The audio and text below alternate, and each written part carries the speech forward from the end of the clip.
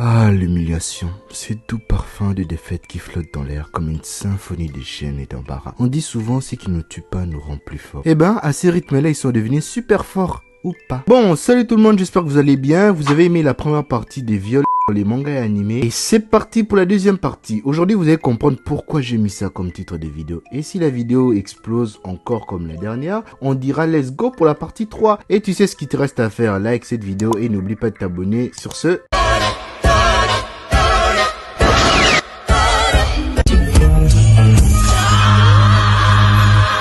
Cette fois-ci, pas de fin de frappe, commençons par Kiraga-sama de Red of Healer. Tu te venges, vas-y à fond. Après avoir été exploité et abusé pendant des années, il décide de se venger de ceux qui l'ont maltraité en utilisant ses connaissances magiques pour remonter dans le temps et réécrire l'histoire. Pour ceux qui vont dire que la vengeance n'est pas la solution à tout et qu'il faut savoir pardonner, c'est quand même un personnage principal, mais vu qu'on est dans un ecchi et pas un shonen, et déjà ce que Kiraga a subi, c'était déjà des vies.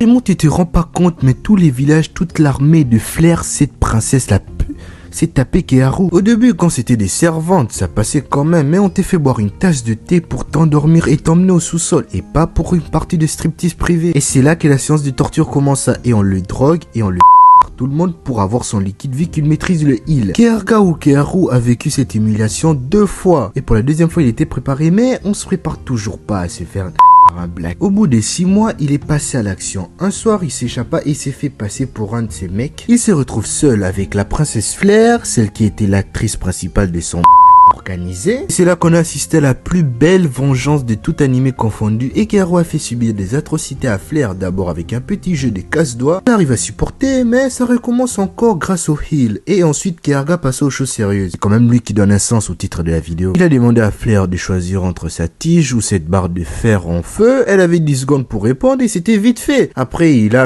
sens littéral, sans préliminaire. Il a tellement kiffé qu'il a effacé et changé la mémoire de Flair pour pouvoir le faire tous les jours sans problème. Mais Flair n'était juste la première sur la liste de la vengeance, ou plutôt sa liste du bien sûr, pour faire plus d'épisodes et on est dans un isekai, faire des quêtes, récolter des points, avoir une équipe, niquer un coup ou deux avec une ou deux ou voire même 3. Tellement que son kiff de vengeance favori c'est le viol.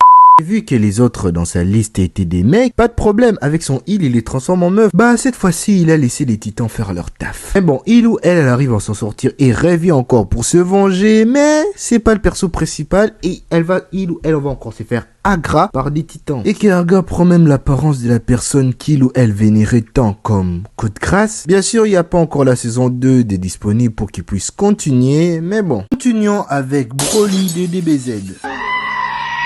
Oui, je vais vous parler de Broly de DBZ et pas de Dragon Ball Super, ouais, c'est fan de Dajo. Pour la petite histoire, Broly les Super Saiyan légendaires, dès son enfance, Broly était doté d'une puissance extraordinaire, comparable à celle de l'élite des Saiyans. Voyant la puissance de Broly et ayant peur qu'en grandissant qu'il devienne très puissant, le roi Vegeta demanda d'éliminer Paragus, le père de Broly, et Broly, les laissant au fin fond de la planète Vegeta. Mais bon, pendant l'attaque des Freezer, ils arrivent à s'en sortir, grâce à Broly qui crée une boule de protection, lui protégeant lui et son père. Mais bon, sûrement vous vous êtes dit que c'est à cause de ça que Broly est devenu un grand dans DBZ. Comme vous le savez, Broly est incontrôlable, du moins sans ses colliers. Mais il y a une chose qui pousse Broly à bout et réveille son instinct de vie au Pro Max. Et c'est Son Goku. Dire que les scènes qui vont suivre suite au comportement violent de Broly est dû à Goku. Pas parce qu'il est fort, non, juste parce que quand il était petit, Goku n'arrêtait pas de pleurer. Malgré son âge, Broly s'en souvient et quand il a vu Goku start-up, il a pété les plombs. Et c'est de là qu'a commencé le sans distinction. Broly il frappe, peu importe le statut, les sexes et même l'âge, il a niqué Gohan quand il avait que 12 ou 13 ans. À l'époque, mais balèque pour Broly, peu importe à combien vous venez sur lui, il va vous la mettre profond comme Oncle Johnny. Goku prendra pour sa dose. Trunk, malgré qu'il revenait de la muscu, il n'a pas fait le poids. Piccolo rapplique, ça fait plus de clients pour Broly. Petite visite de lieu. Je vous montre le reste de l'appartement. Là, vous avez la cuisine avec le coin repas. Elle est spacieuse et bien équipée. Vous pouvez dîner à 8. Voici la première chambre. Il y a 2 grandes fenêtres. Elle est très calme, elle donne sur la cour. Allez, je vous montre les chambres. À côté, vous avez la salle de bain. À côté, vous avez les toilettes. Et voici la seconde chambre. Elle est un peu plus petite.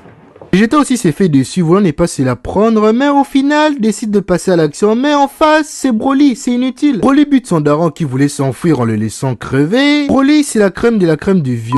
Il revient s'est tapé Gohan des années après avec sa meuf, son petit frère, au passage avec supplément Trunks. En tout cas, Broly, il en a fait des orgies, pas comme celui des Super qui s'est ramolli sûrement à cause de la petite verte. Pour finir, Saitama de One Punch Man. En raison de sa puissance écrasante et de son aptitude décontractée, Saitama est capable de vaincre n'importe quel adversaire avec un seul coup de poing, quelle que soit sa force ou sa taille. Étant donné que Saitama peut facilement vaincre ses adversaires, il ne ressent souvent aucun stress ou aucune pression pendant les combats. Ce qui est peut-être drôle pour nous spectateurs, mais pour les adversaires, ça doit être sacrément humiliant. Imagine le méchant en face, bien stylé, bien terrifiant qui se présente, balance son Wikipédia, à côté tu vois déjà les bordels qu'il a foutu. Mais lui, Saitama en face, avec sa tête qui joue au super-héros, le one-shot en une attaque, malgré tout ça, c'est mérité. L'aura qu'il dégage est terrifiante. Suite à l'entraînement des 3 ans pompe abdo squat qu'il a fait et que Song Jin-woon a suivi. Mais les gens qui doutent du résultat, observez la transition, le glow-up de Song Jin-woon. Mais bon, revenons à Saitama, dans sa liste d'humiliation, nous avons Sonic à qui il lui est arrivé de se briser les noisettes au sens littéral.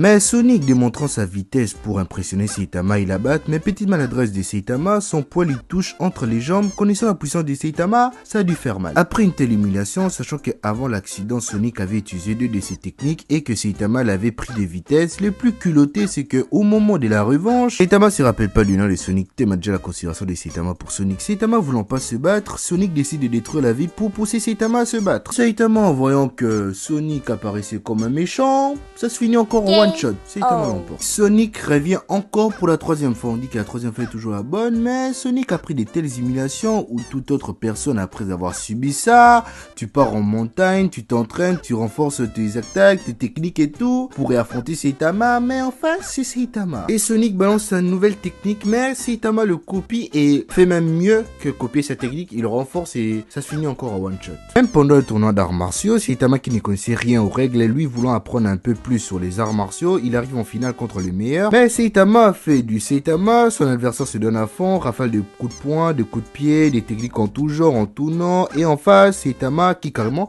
balance une conclusion en genre que les arts martiaux, c'est faire des techniques stylées. Et il finit ça avec un coup de fessier à la Keijo. Merci d'avoir regardé la vidéo, et si elle t'a plu, lâche un gros pouce bleu, et si t'es nouveau sur la chaîne, je t'invite à t'abonner pour ne manquer aucune de nos autres vidéos. Et aussi pour les commentaires les gars, c'est super important, c'est grâce à ça que j'ai vu que non, voilà, il faut que je fasse une partie 2, parce que vous avez tellement kiffé la vidéo d'abord en termes de likes, en termes de vues, et pour les 80% qui ont vu, qui sont pas abonnés, qui revoient la partie 2, abonnez-vous, comme ça on pourra faire une partie 3, et aussi dans les commentaires, proposer des personnages, voilà, les experts du Agra, c'est qu'ils la mettent vraiment profond pour qu'on puisse faire une partie 3. Et sur ce, Dewa Matamina!